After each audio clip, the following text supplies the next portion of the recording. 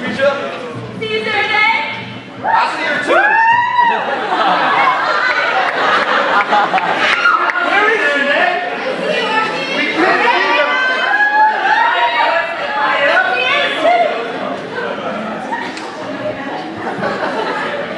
Hello.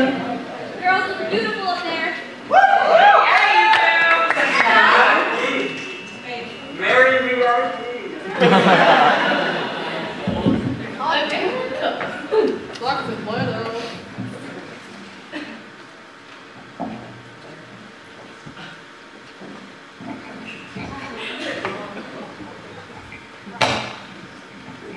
Always got the mic problem.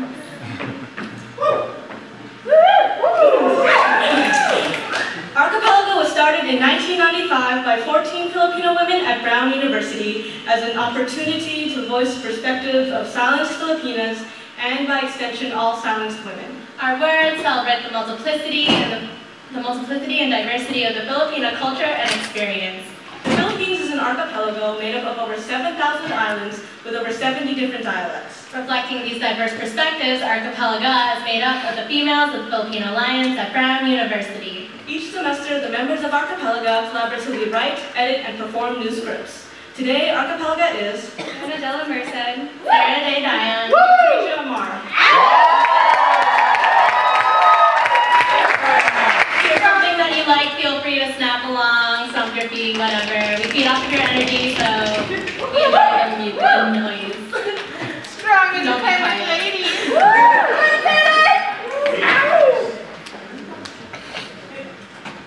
Archipelag-a was started in 1995. 1995? Wait, that's 18 years. 18 years of writing spoken word poetry. 18 years of sisterhood. 18 years of history. Her story. I was looking for the perfect story, rummaging through the archives of our free writes, drafts, and scripts. A filing box filled with 18 years worth of snapshots from the lives of past Archi members. Their stories are still frames, frozen in time and space, wholly removed from the context. Who are the strangers in these photos? We're only presented with the relics, the residue, the accidental stains of history. We're never given the full story. Yet somehow it's cohesive. Individual stories diverge, yet somehow intertwine, a web connecting the narratives of 100 different women brought together by shared experience. Brought together by Archi. And now it's down to me Me. to tell my stories. Let me tell you a story. Do you know that when you were 10 years old, you lost a chess game and you cried? You cried because you wanted that win, you wanted that trophy, and maybe you didn't want to disappoint our father. But most of all, maybe you didn't want to disappoint yourself. I cried too. I cried because I know what it feels like to work so hard for something and then not have the outcome go your way. But you've shown me that our struggles don't weaken us, but only make us stronger. The bond between siblings is unique. You annoy me whenever you beat me at Halo and the Xbox, and I annoy you whenever I sing badly in the kitchen. But no matter how much we fight, or argue, or annoy each other, I'll always love you because you're my younger brother. I'm already proud of who you are and who you will grow up to be. It seems like she's growing up without me.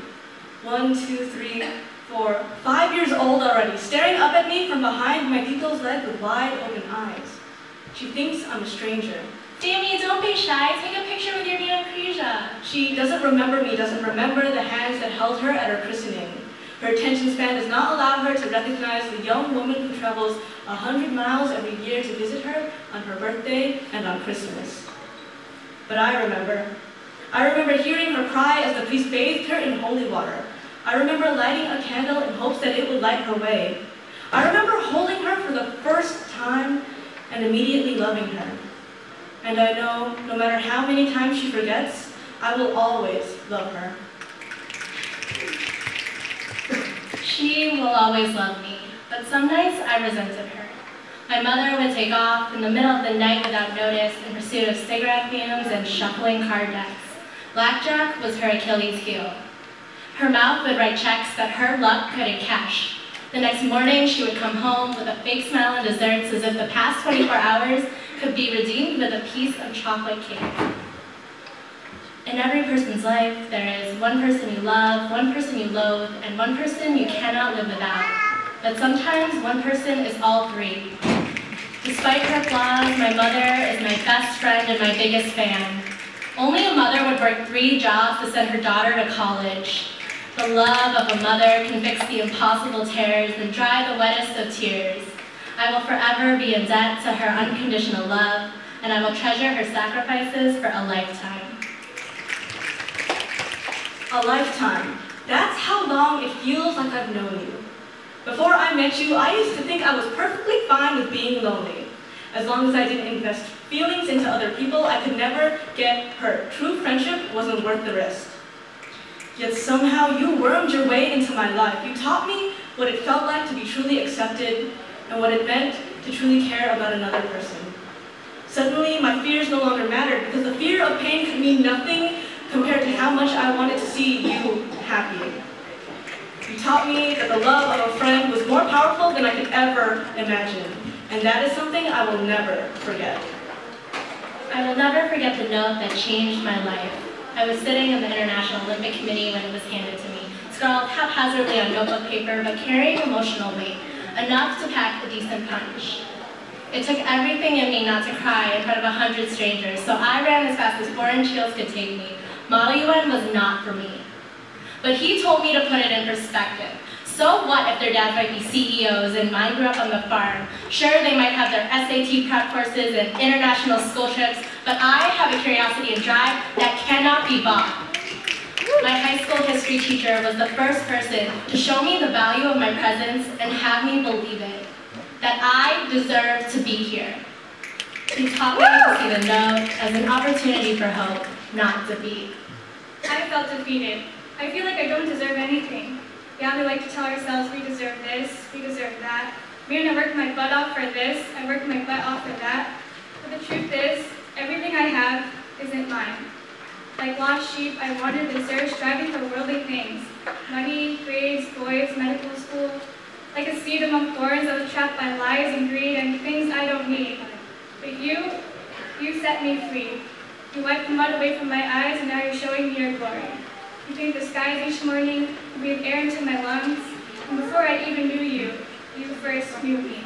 Before I even loved you, you first loved me. You brought me here to Brown, surrounding me with loving people, like this group of strong Filipino women. A group of Filipino women sit together. Different heights and skin tones. Papas and full-blooded islanders. They sit together in a circle, passing papers right to left, pouring their words and souls out to one another. What brought us here? We come from all across the world. Yet somehow in this circle we are the same, connected by roots that grasp themselves firmly in island soils, Histories which follow the movement of our people across oceans, and the struggle to find our place as Filipino women. We are island daughters, grown in foreign land, fighting to be heard. We are sisters, not by blood but by soul. By sound. voices overlapping, reaffirming, echoing. We are Archipelag-a, and together We have a voice. We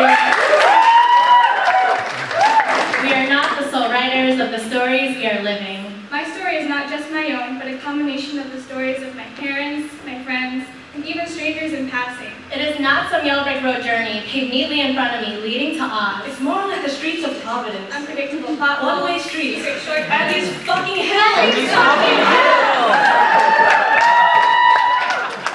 Every person we meet is a piece in the collage that makes up who we are. We take them with us wherever we go. We read each other's stories, Permanent ink.